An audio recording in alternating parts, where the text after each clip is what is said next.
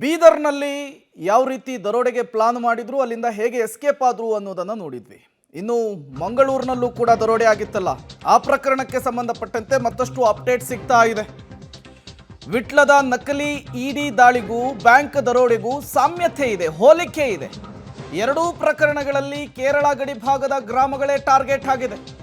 ಜನವರಿ 4ರಂದು ಬಂಟ್ವಾಳ ತಾಲೂಕಿನ ವಿಟ್ಲದಲ್ಲಿ ನಕಲಿ ಇಡಿ ದಾಳಿ ಆಗಿರುತ್ತೆ. ಬಿಡಿ ಮಾಲೀಕನ ಮನೆಗೆ ಇಡಿ ಹೆಸರಿನಲ್ಲಿ ದಾಳಿ ನಡೆಸಿ ಕೋಟಿಯನ್ನ ವಂಚಿಸಿರ್ತಾರೆ. ಮಂಗಳೂರಿನ ಕೋಟೆಕಾರು ಸಹಕಾರಿ ಬ್ಯಾಂಕ್ನಲ್ಲಿ ಹಾಡಹಗಲೇನೆ 15 ನಿಮಿಷದಲ್ಲಿ 15 ಕೋಟಿ ರೂಪಾಯಿ ಎಗರಿಸಿದ್ರಲ್ಲ, ಆ ವಿಚಾರಕ್ಕೂ ಇದಕ್ಕೂ ಈಗ ತಾಳೆ ಆಗ್ತಾ ಇದೆ, ಮ್ಯಾಚ್ ಆಗ್ತಾ ಇದೆ. ಹಾಗಾಗಿ ಈ ಎರಡೂ ಪ್ರಕರಣದ ರೂವಾರಿಗಳು ಒಬ್ಬರೇನಾ, ಒಂದೇ ಗ್ಯಾಂಗ ಅನ್ನುವಂತಹ ಪ್ರಶ್ನೆ ಮುನ್ನೆಲೆಗೆ ಬರ್ತಾ ಇದೆ.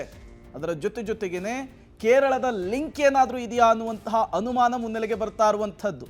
ಇದು ಈಗ ಸಹಜವಾಗಿಯೇ ಒಂದಿಷ್ಟು ಬೆಳವಣಿಗೆಗಳಿಗೂ ಕೂಡ ಸಾಕ್ಷಿ ಆಗ್ತಾ ಇದೆ. ಪೊಲೀಸರು ಕೂಡ ಈ ಎರಡೂ ಪ್ರಕರಣಗಳನ್ನು ಕೂಡ ತಾಳೆ ಹಾಕ್ತಾ ಇದ್ದಾರೆ.